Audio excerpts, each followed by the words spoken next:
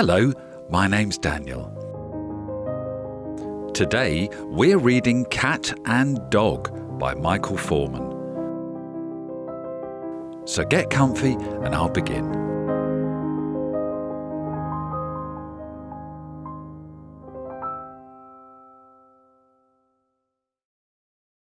It was a wet and windy night.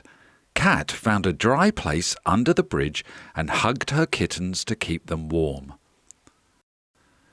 In the morning, Cat sniffed the air. Her nose twitched. "Fish! I smell fish!" she said.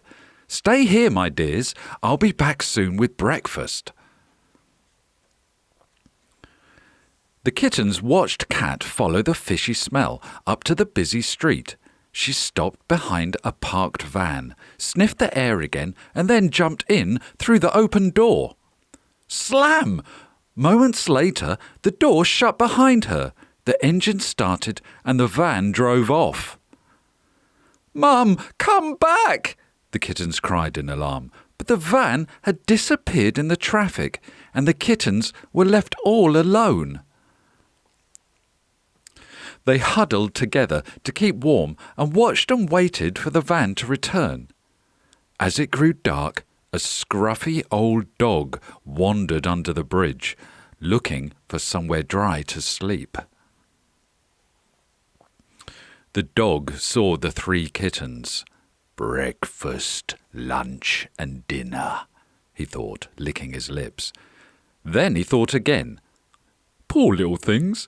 They seem to be alone in the world, like me." The old dog curled up on some potato sacks and went to sleep. He had a lovely dream. He was being stroked and tickled. He opened one eye.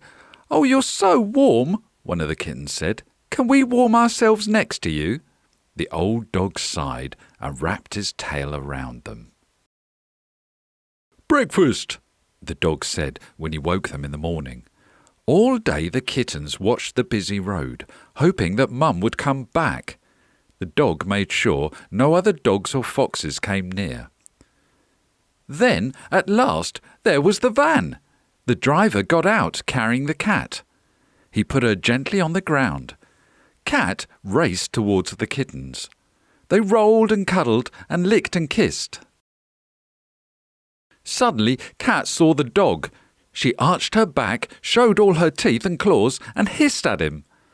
"No, Mum, he's our friend," the kittens cried. "He looked after us." The old dog backed away, sat down and listened as Cat told them of her adventure. "It was awful in the back of the van, cold and dark and bumpy," she said. "We went all the way to the seaside.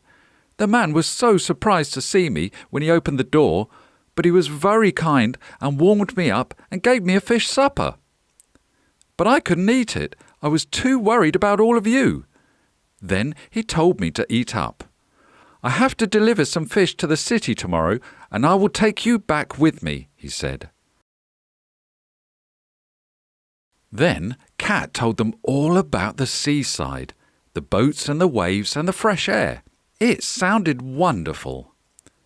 Dog and the kittens wanted to see it for themselves, so when the driver came back to his van, he found he had a few extra passengers.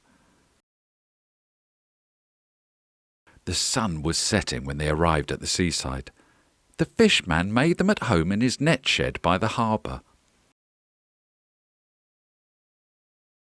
After supper, they all walked to the end of the pier by the light of the moon. "There's a whole wonderful world out there," said Dog. "Yes, and a sea full of fish," said Cat. Thanks for listening. See you next time.